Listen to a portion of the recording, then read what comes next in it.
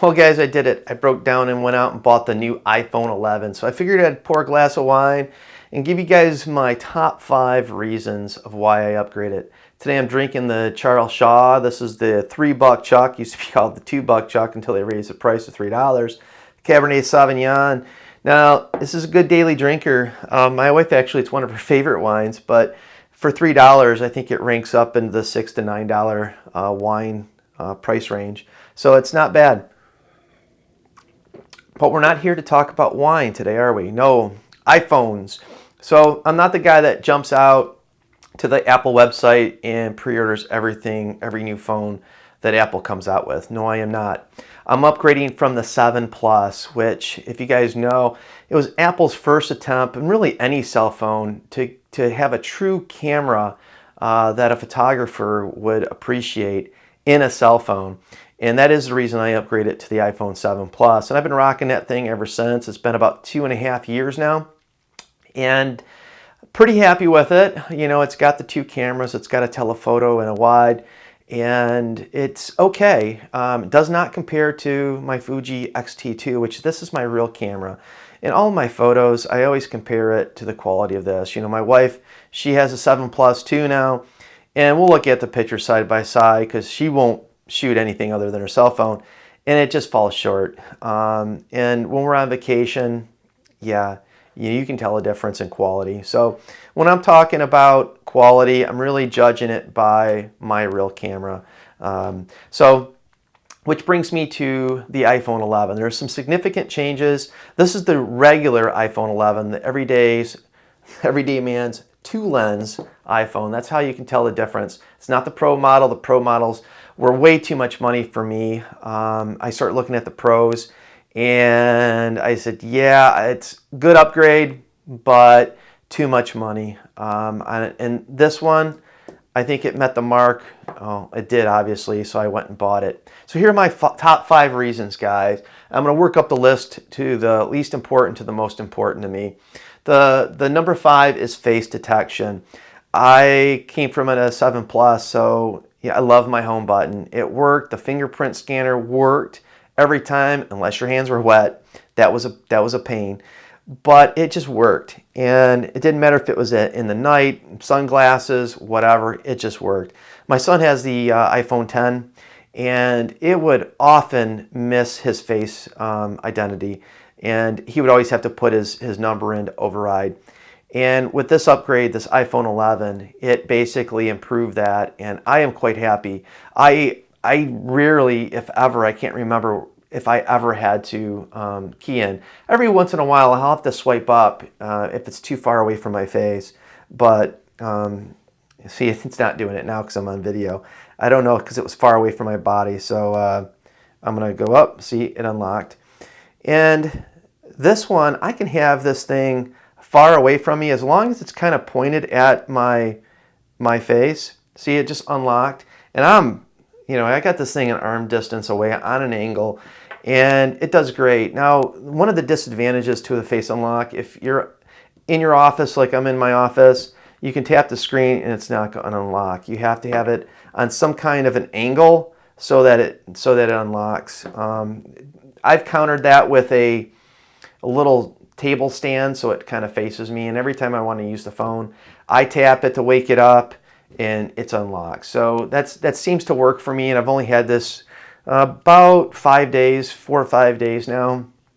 But yeah, the face detect has greatly improved, and every once in a while I'm still hitting the screen or the home button where it would normally be.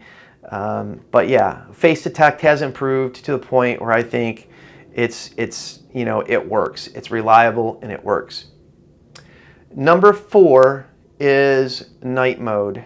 These cameras, no matter what cell phone, the sensor size is small, and when it's small like that, you just don't have low light capability. The bigger the sensor, the more light that the photocells are collecting. Now, this is a crop or APS-C camera, and if you look in a cell phone camera sensor is like tiny, right? And an APS-C is bigger. Of course, my wife's going to call me. Yes, honey. Yes. No thanks. I'm doing a YouTube video. Bye. Bye. So back to the video. Sorry about that, guys. Yeah, at night these things kind of suck. If you look at the comparison between this camera and this camera, well, not this camera, but the iPhone 7 Plus, it's night and day. It's just the way it is. With the new iPhone 11, they have what they call as night mode. So let's take a look at the night mode. I'm going to go ahead and in my camera app, I'm going to shut my light off here.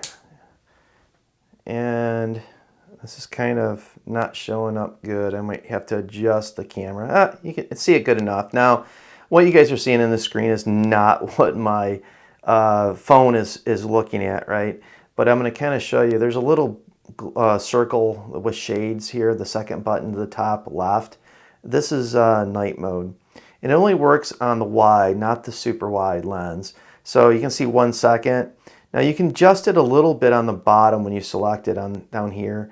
You can leave it on auto, you can go off, and you can do some smaller adjustments. It's not crazy, but it seems to work decent. I don't know if it takes a series of pictures. I'm going to go ahead and hold it, because it does take a longer exposure, but what I'm guessing is it's taking multiple exposures to get that blur out. Because anybody that knows photography, the longer the exposure, if you're doing handheld stuff or if your subject is moving, and I believe your subject can't be moving, it has to be stationary. But if this at all helps us get better night pictures inside a restaurant, walking around in the streets, I'm all in for that. So, night mode, I think, is the number 4 reason why I decided to upgrade.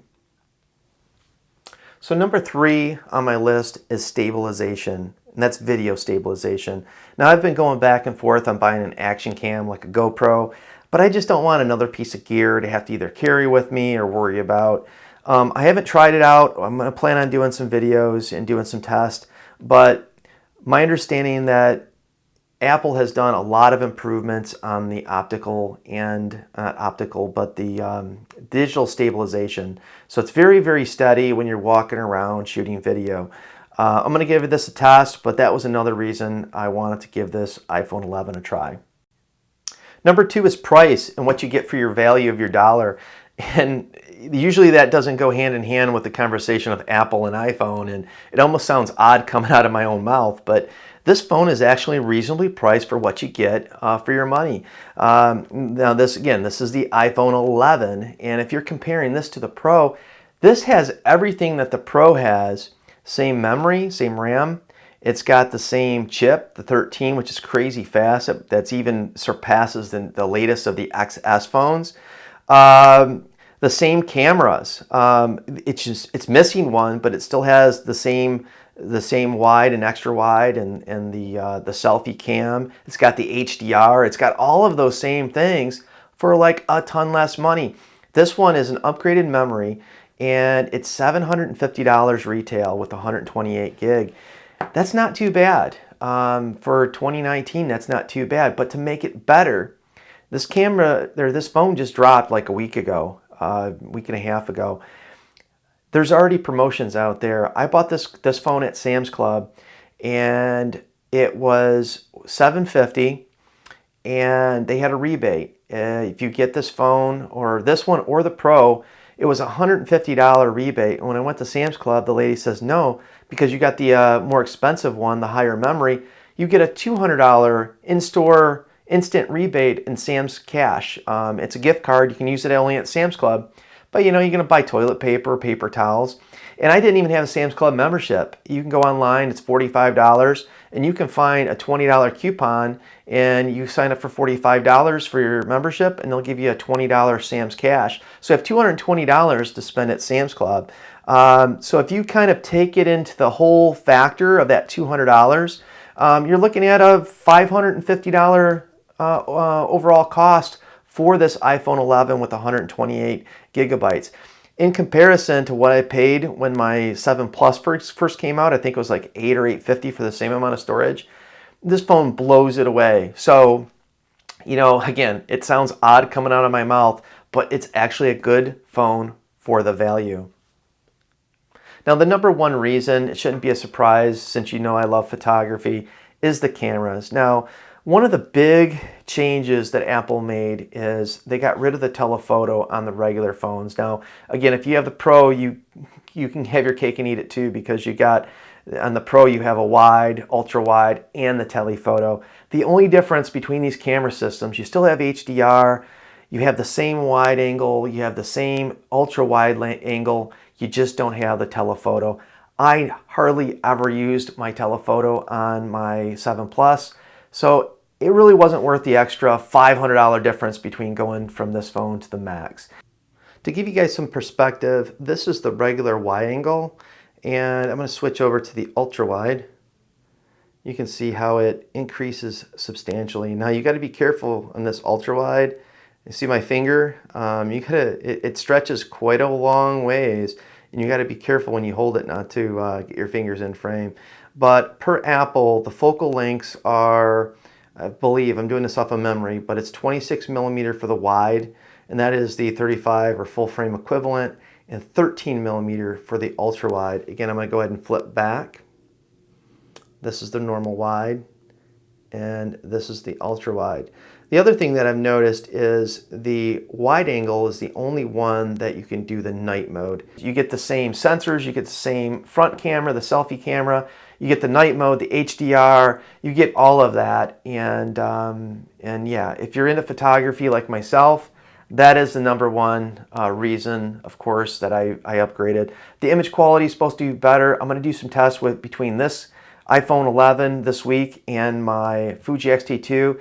And I know it's not probably going to be a fair competition, but it is for me because I just want to see how close this cell phone is coming to an X-T2. Because I come close to buying like a pocket camera, like a Sony, what is it, an RX, whatever it is. It's kind of the 1-inch sensor camera.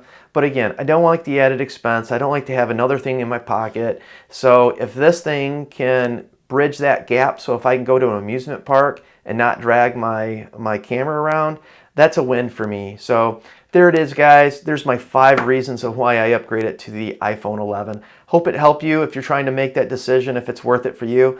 I really think this is a decent upgrade for the money, reasonably priced for what you get. If you have any questions, please leave it down in the comments. I'd be happy to answer them. Take care. Thanks again. Bye.